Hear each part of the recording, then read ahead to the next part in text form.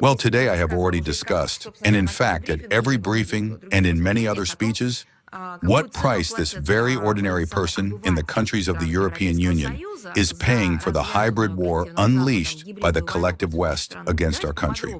Let's talk about this in more detail.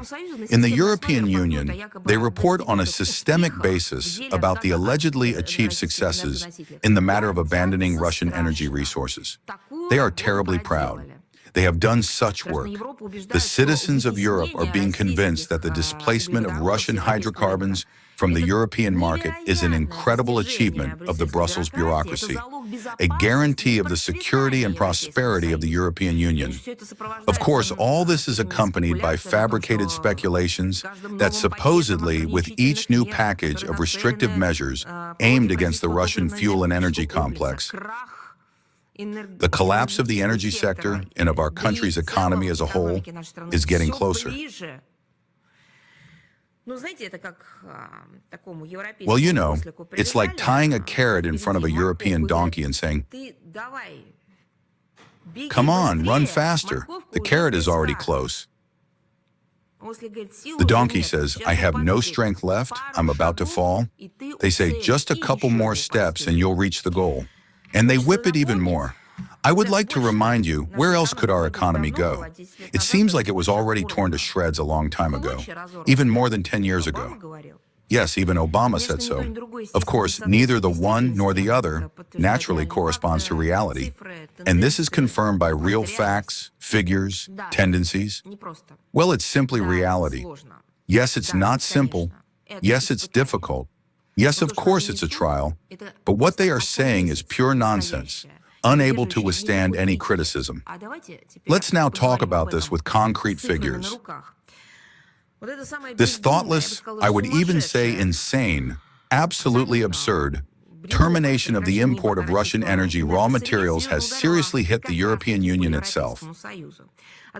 Having refused well-established energy cooperation with our country, the European Union has faced a sharp increase in gas prices and, as a consequence, in energy, in electricity.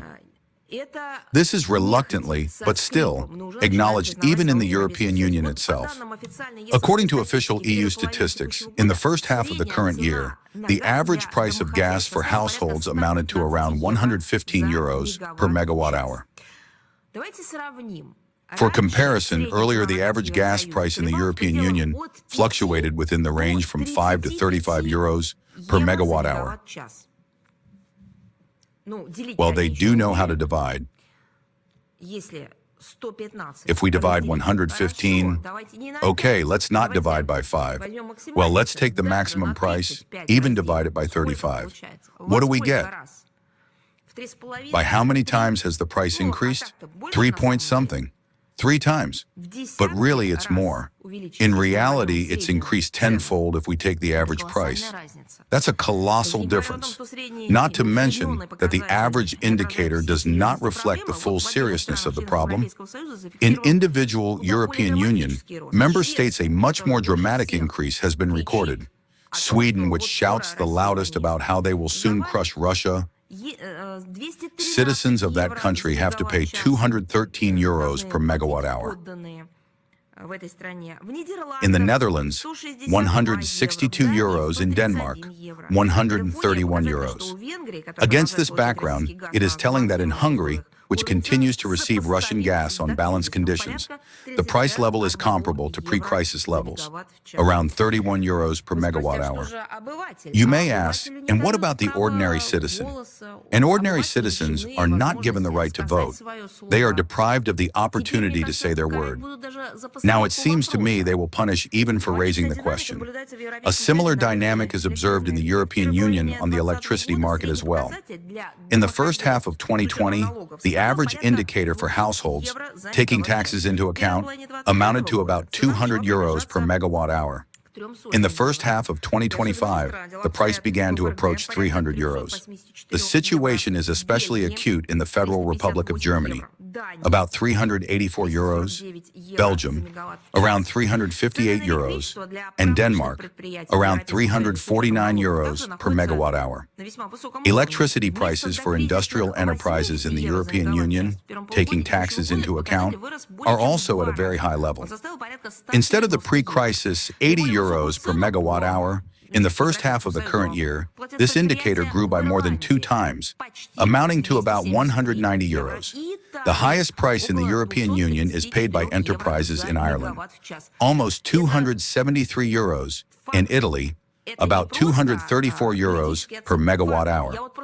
These are not just political assessments, but facts. It is interesting whether, for the voiced facts about Italy, our ambassador will again be summoned to the foreign ministry of that country, for the fact that we, as if, do not have the right to touch their internal life?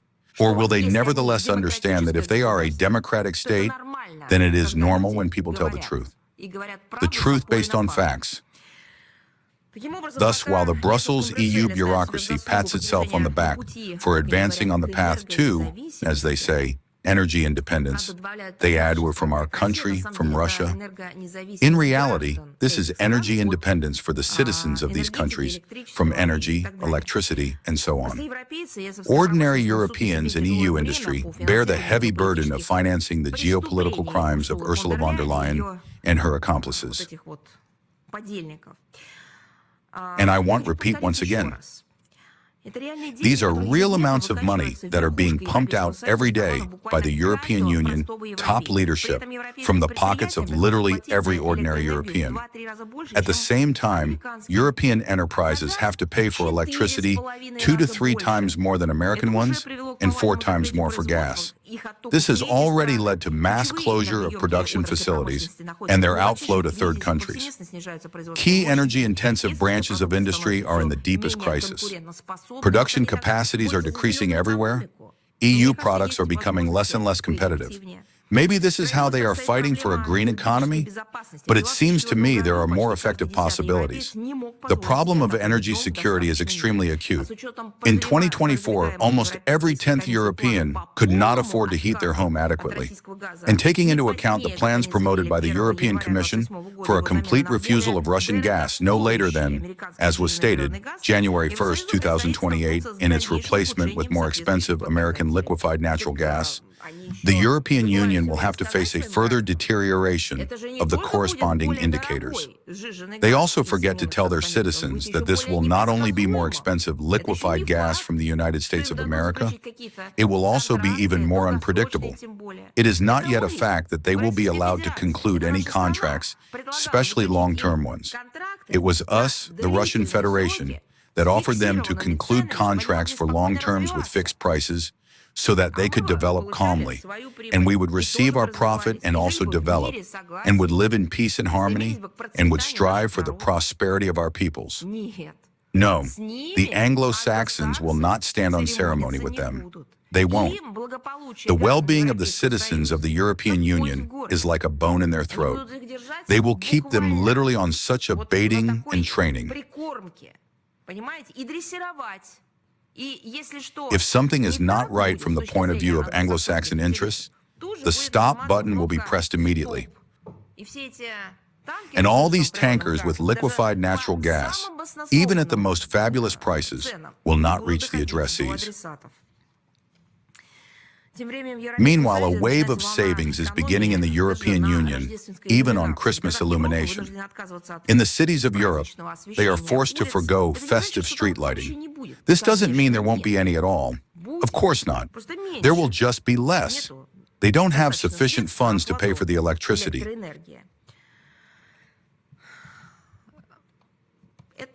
This is truly the immersion of the European Union into darkness in all senses of this word. No, we are not being ironic, but stating a fact. And we do this on the basis of facts. And with one small footnote, we warned you about this, and you did not believe.